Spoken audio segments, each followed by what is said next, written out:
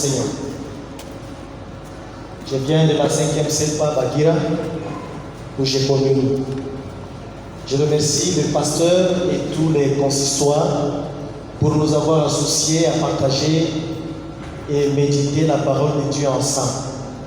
Que Dieu bénisse toute l'Assemblée de Dieu.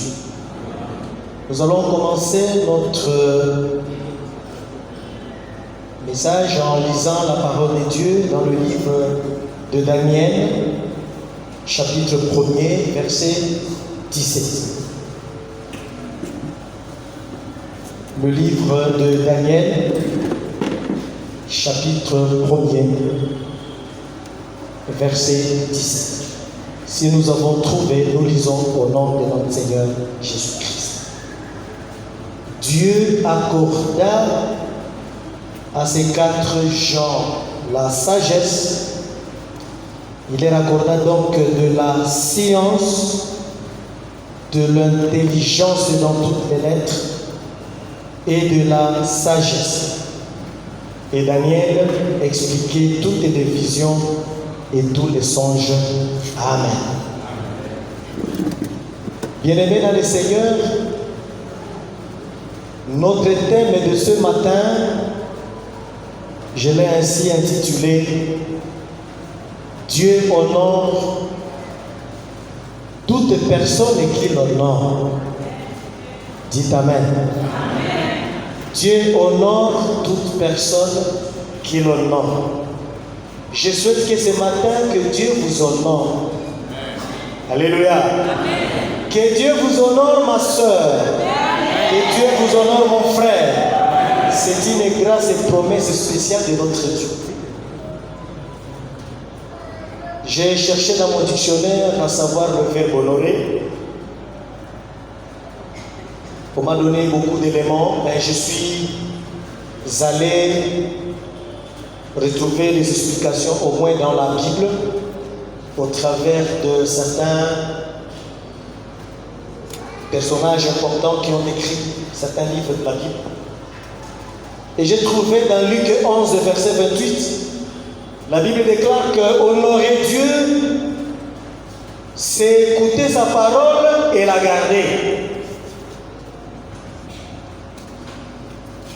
Proverbe dit, celui qui honore Dieu doit trouver la sagesse et posséder de l'intelligence. Dans le psaume 112, verset 14, un homme qui honore Dieu, c'est un homme droit, qui marche à la conformité avec la parole de Dieu. Matthieu 6, 33, la parole déclare que l'homme qui honore Dieu, c'est celui qui cherche le royaume et la justice de Dieu. Dans Genèse 41, verset 16, honorer Dieu, c'est le glorifier. Jean 12, 32, l'évangéliste dit, celui qui honore Dieu doit l'élever au-dessus de nos problèmes et au-dessus de nos soucis. Bref, la personne qui honore Dieu doit suivre ses pas, doit l'obéir, doit obtempérer, doit vivre la chrétienté telle que Jésus-Christ nous la commande. Dites Amen. Amen. Si vous n'êtes pas dans ces conditions-là, c'est que vous n'honorez pas Dieu. L'Éternel parle au prophète Élie dans le livre de Samuel. Il dit à Élie qu'il n'avait pas eu une éducation ferme à un moment donné vis-à-vis de ses enfants. Et il dit parce que ces deux enfants, Élie, introduisent quelque chose de mal dans mon temps. Je voudrais te rappeler que j'honorerai la personne, celui ou celle qui m'honore. Je voudrais que ce matin, Dieu nous honore. Et la Bible dit dans ce passage de Samuel, Dieu continue à dire, je mépriserai celui ou celle qui me méprise. Nous allons illustrer cela par le texte que nous venons de lire. Le livre de Daniel, ou l'événement que nous venons de lire est bien compris si nous sommes dans Chroniques de 2 Chroniques 36, où la Bible déclare que Israël, à un moment donné, le roi qui régnait n'obéissait plus à l'Éternel. Le dernier, il s'appelle Josias, était fidèle à l'Éternel. Ses enfants ont désobéi, ont introduit autre chose dans l'église de Dieu, dans le temple de Dieu. Et Dieu s'est retiré de la gouvernance des hommes. C'est à ce moment qu'on commençait à parler du Dieu des cieux. Élie qui dit, c'est le temps des nations. C'est le temps que les nations ont commencé à diriger le monde. Parce que Dieu s'est retiré. Pendant qu'Israël était la seule nation, a été aussi mis de côté et s'est retrouvé dans les nations. Voilà comment un roi Nebuchadnezzar, Dieu va lui permettre d'envahir Israël, de dominer par sa puissance et de déporter certains peuples d'Israël vers Babylone. Bien-aimés dans le Seigneur, la RDC est un pays qui connaît très bien le problème des réfugiés. La mobilité interne, la mobilité externe, par rapport à l'instabilité quand on est réfugié. Mais je souhaite, même si vous êtes dans une situation de détresse, de ne pas oublier votre Dieu. Amen. Amen, amen. Malgré le fait que ces jeunes, Daniel, Anania, Michaël et Azaria étaient parmi les déportés, ils ont reçu la grâce de Dieu d'être choisis parmi les jeunes qui allaient travailler dans le gouvernement babylonien. Je voudrais ce matin, bien-aimé dans le Seigneur, que si ton document traîne encore dans le bureau par rapport à une demande, peut-être que le document connaît déjà des poussières, que le Seigneur fasse des miracles et qu'il se souvienne de vous. Alléluia. Alléluia. Au milieu des gens qui souffrent, ces gens ont été choisis, ont été parmi les élus. Et ils arrivent à Babylone. Ils sont recrutés par le gouvernement babylonien. Et là, le roi donne ordre que ces enfants doivent suivre l'éducation divine. Ils doivent connaître la sagesse du pays. Pendant 3 ans, ils ont été formés. Ils ont goûté à la science de Babylone. Pendant 3 ans, on leur avait appris les lettres, on leur avait appris le droit, on leur avait appris la science de Babylone. Bien-aimés dans le Seigneur, les gens dont nous parlons maintenant ont eu la promesse de Dieu d'être honorés par Dieu parce qu'ils ne se sont pas souillés. Amen, amen.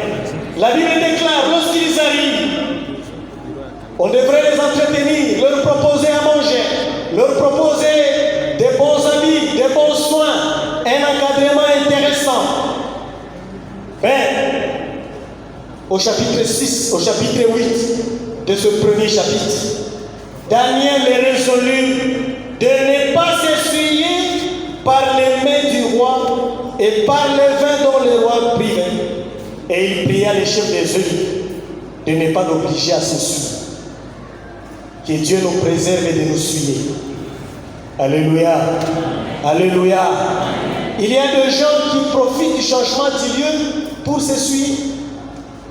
Vous trouvez quelqu'un qui a évolué peut-être au territoire ou en dehors de la province. Lorsqu'il arrive ici, où il croit qu'on ne le voit pas, il commence à s'essuyer. Que Dieu nous pardonne. Nous devons retourner vers l'Éternel parce que c'est en lui où il y a de l'honneur. Ces enfants ont refusé de s'essuyer. Bien-aimés dans le Seigneur, quand on refuse de s'essuyer, Dieu nous honore. Alléluia. Alléluia. Il négocie celui qui devrait nous encadrer. Il dit, est-ce qu'il y a moyen de nous laisser sait manger ce que nous préférons, au lieu de nous suivre.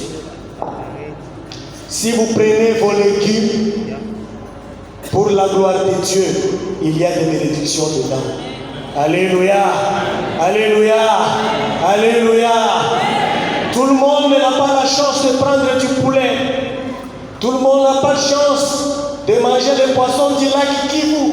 Je ne sais même pas moi-même combien de fois j'ai déjà mangé les poissons du lac Kivu. C'est rare et cher. Mais dans le Seigneur, c'est que je prends, je le glorifie et il me bénit. Alléluia. Lorsque vous êtes dans le Seigneur, tout ce que vous prenez, parce que vous le prenez avec Jésus, la première des choses, il entretient votre santé. Que Dieu vous bénisse. Et la santé ne vient pas seule. Lorsque donc Dieu vous donne de la santé, il accompagne de ça avec la guérison. Alléluia. Et il accompagne la guérison par le salut. C'est pourquoi il dit à Barthélemy, qu'est-ce que tu veux que je fasse pour toi? Même s'il dit, je vais voir. Et il dit, et ta foi t'a sauvé. Alléluia. Alléluia. Si Dieu vous donne de la santé, qu'il vous donne de la guérison. S'il y a une frère ou une sœur malade ici, recevez la guérison de Dieu. Il suffit de l'honorer et la guérison entrera en vous. Bien-aimés dans le Seigneur, ces gens ne se sont pas suivis. Vous savez, nous avons des difficultés aujourd'hui. Si dans le champ de l'Éden, nos premiers parents ont commis, se sont suivis, c'est tout simplement parce qu'ils ont refusé la différence. Ils ont refusé la différence. Satan leur avait dit, si vous mangez de ces fruits, vous allez ressembler aux dieux. Il y a des gens qui refusent la différence. Si vous êtes fils du pauvre, acceptez que vous êtes fils du pauvre et il y a fille ou fils du riche. Que Dieu nous aide. Que Dieu nous aide. C'est quand on refuse la différence que dans certains campus des étudiants, s'il y a un étudiant qui mange bien, l'autre mange moins, si vous voulez manger comme lui, vous avez la chance ou la mauvaise chance de vous suivre. Que Dieu nous aide. Comprenez qu'il y a de la différence. S'il n'y avait pas la différence, le premier parent n'allait pas se suivre. Satan dit, vous allez ressembler à Dieu. Refusez votre nature humaine, parce que votre nature humaine ne vous plaît pas. Ils ont oublié qu'ils ont été créés à l'image de Dieu. Amen, amen. Amen, amen. Dites à la personne qui est à votre côté, acceptez la différence. Bien-aimé dans le Seigneur, c'est quand on accepte la différence qu'on s'épargne des souillures. Ces jeunes disent, nous n'allons pas nous mélanger avec ce que les autres font. Donnez-nous à manger. Quel miracle! Parce qu'ils ont honoré Dieu. Le verset 15, la Bible déclare, au bout de 10 jours, ils avaient le meilleur visage et plus d'un bon point que tous les jeunes gens qui mangeaient le mets du roi. Alléluia. Ils ont rayonné. Ils ont rayonné. On peut, quand on est dans le Seigneur, quand on met les soucis en dessous de Dieu, quand Dieu est au-dessus de nos soucis, nos visages rayonnent. Alléluia. Nos visages rayonnent. Personne ne saura si nous sommes en difficulté. Et le Dieu de promesses reprendra à ses promesses. Bien-aimés dans le Seigneur, s'il promet de nous honorer, nous saisissez cette occasion, c'est aujourd'hui ou jamais. Voici comment il honore ses jeunes. La Bible déclare que Dieu leur donne de la science.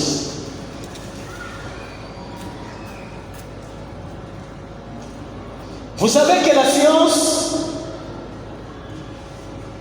la définition de la science que nous connaissons toujours, c'est le fait de saisir la découverte de lois qui régissent la nature. C'est ça la science. La découverte de lois qui régissent la nature. Bien-aimés dans le Seigneur, Jésus est au-dessus des lois. Amen, amen. Jésus dépasse les lois physiques ou les lois de la nature. Pendant que la science dit que personne ne peut pas marcher sur le sol, Jésus a marché sur le sol. Gloire au Seigneur. Il a bouleversé la loi de la nature. C'est ça la science. Mais j'ai vu ce matin vous parler de la science comme un don de Dieu.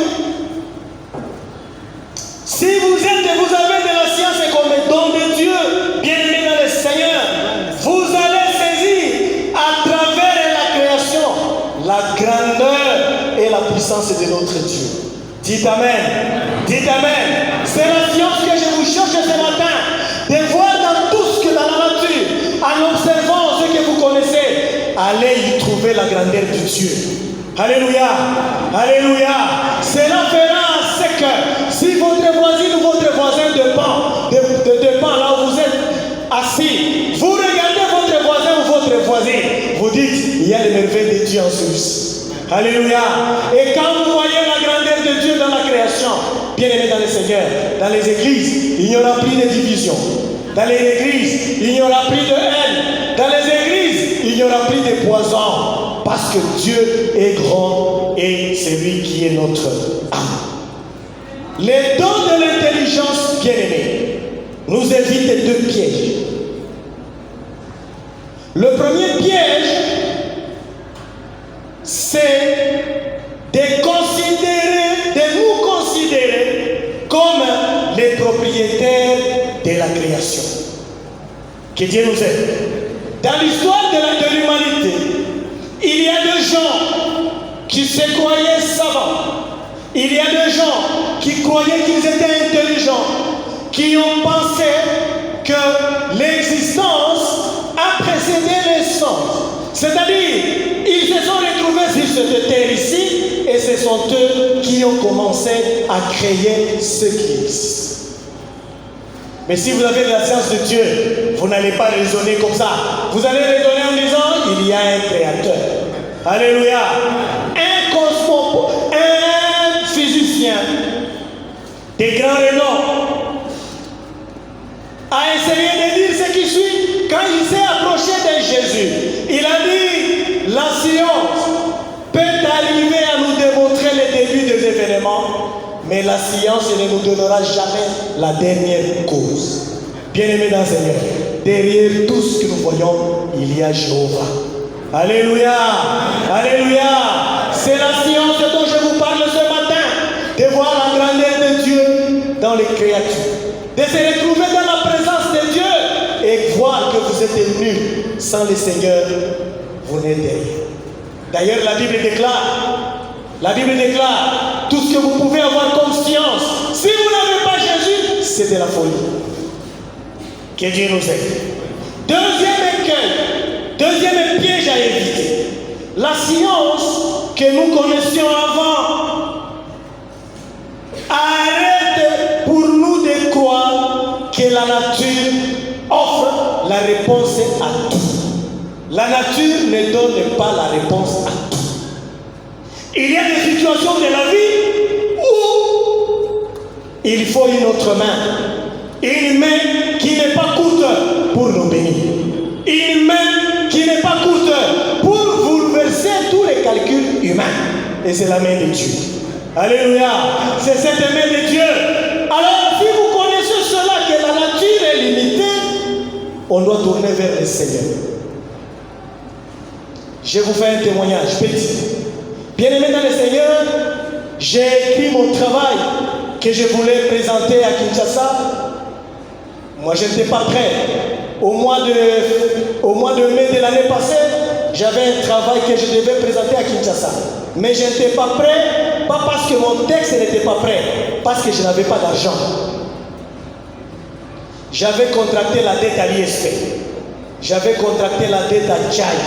J'avais contracté la dette à l'ISC, où j'étais directeur de cabinet. J'avais contracté la dette à la Rock Bank.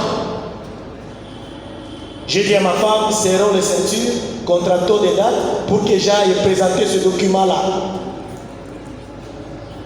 Et j'ai dit à madame, c'est quand je vais payer la dette en 2020. Cette année, vers la fin, nous allons encore contracter d'autres dettes pour espérer aller présenter ces documents peut-être au mois de décembre 2020. C'était les calculs humains. Les calculs humains sont en dessous des calculs de Dieu. Dites Amen. Dites Amen. L'homme est limité, mais Dieu n'est pas limité.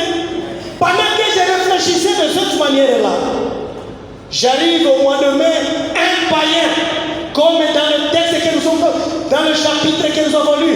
Si vous lisez le chapitre 2 de Daniel, vous allez retrouver que Dieu s'est révélé aussi aux païens en leur donnant des songes. Dieu s'est révélé à un païen qui me rappelle que j'ai un Dieu plus puissant et plus riche que tout autre être, que toute autre créature. J'ai prié Dieu. Moi, j'ai reporté mon voyage en 2020, bien-aimé dans le Seigneur. Dieu a opéré le miracle. Et au mois de juillet, moi qui pouvais être appelé à Kiswahili m'a béni. Au mois de juillet, le 18, je suis allé à Kinshasa et j'avais présenté ce document. Gloire au Seigneur. Gloire au Seigneur. Et les dettes, je suis en train de les payer par la gloire de Dieu. Bien-aimé dans le Seigneur. C'est ça le Dieu.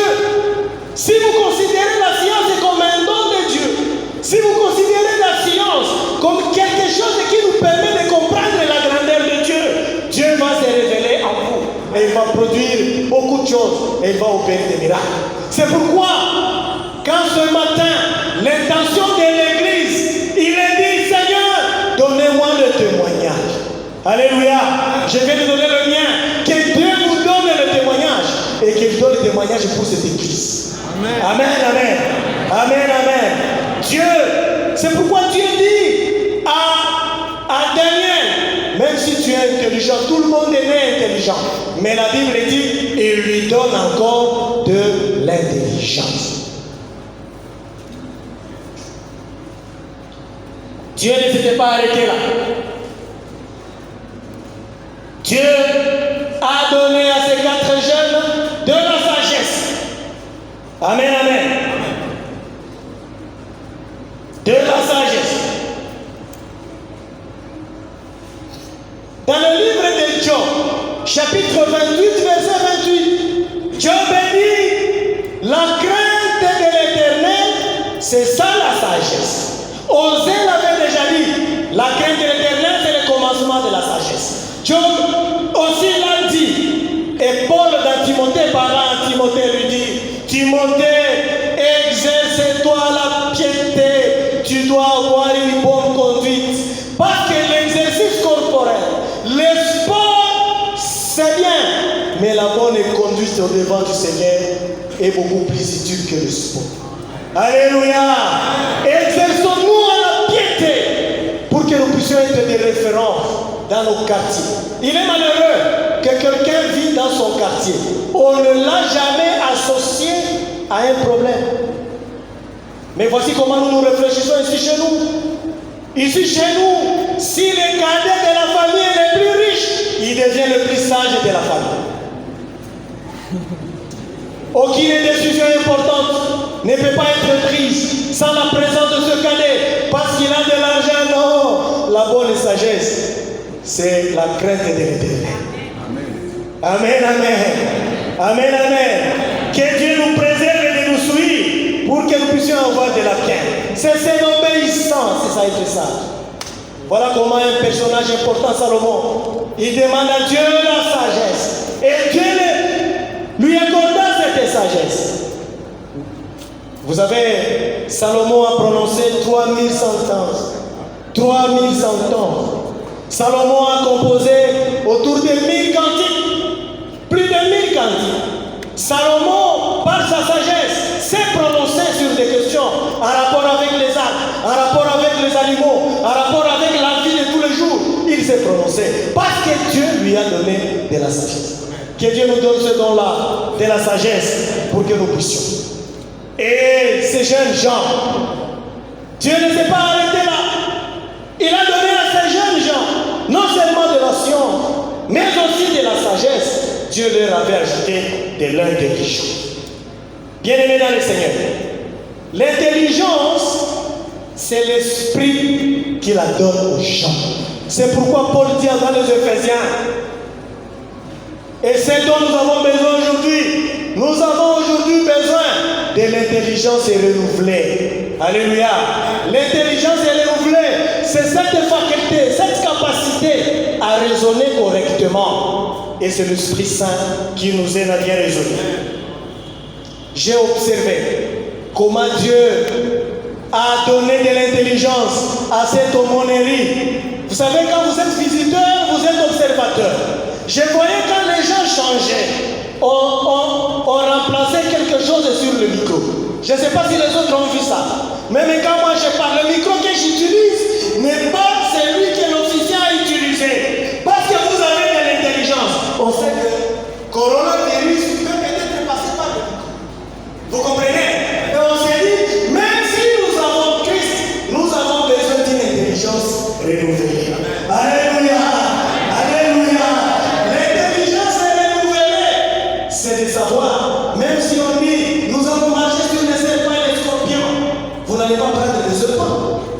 Et il dit, parce qu'on nous dit, nous pouvons prendre des breuvages qui sont souillés, qui ont du poison, on peut les prendre, et ça devient des vitamines. Il ne faut pas faire ça. Nous avons besoin que l'intelligence est renouvelée. Bien-aimés dans le Seigneur, votre temps m'écoute. J'arrête.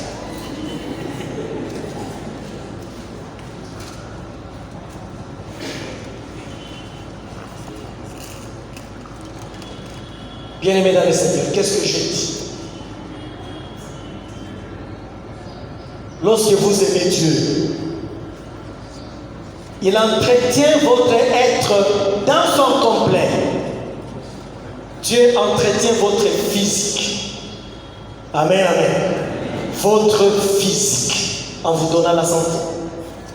Lorsque vous honorez Dieu, il entretient votre cœur. Vous avez des bons sentiments. Vous vous comportez confortablement. Le social, le moral, le psychologique, il entretient. Dieu ne s'arrête pas là. Il entretient votre esprit et il vous donne des dons. La Bible déclare que Daniel est parvenu là où tous les sages, là où tous les magiciens, là où tous les astrologues ont échoué. Dieu lui a donné les dons d'interpréter les rêves. Que Dieu nous aide à l'honorer et que Dieu bénisse sa parole. Amen.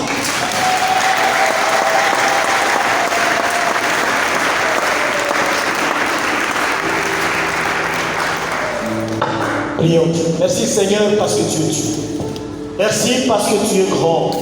Merci parce que tu es merveilleux. Tu nous apprends aujourd'hui à t'honorer.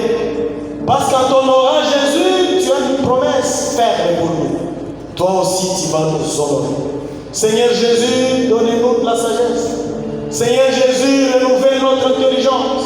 Seigneur Jésus, entretiens notre corps. Seigneur Jésus, remplis-nous de dons. Merci Père. Nous ne voulons pas être méprisés par toi. Nous ne voulons pas être rejetés par toi. Nous voulons Jésus que tu nous agrées. Agrée également ce culte, agrée tous les programmes. Au nom de Jésus. Amen.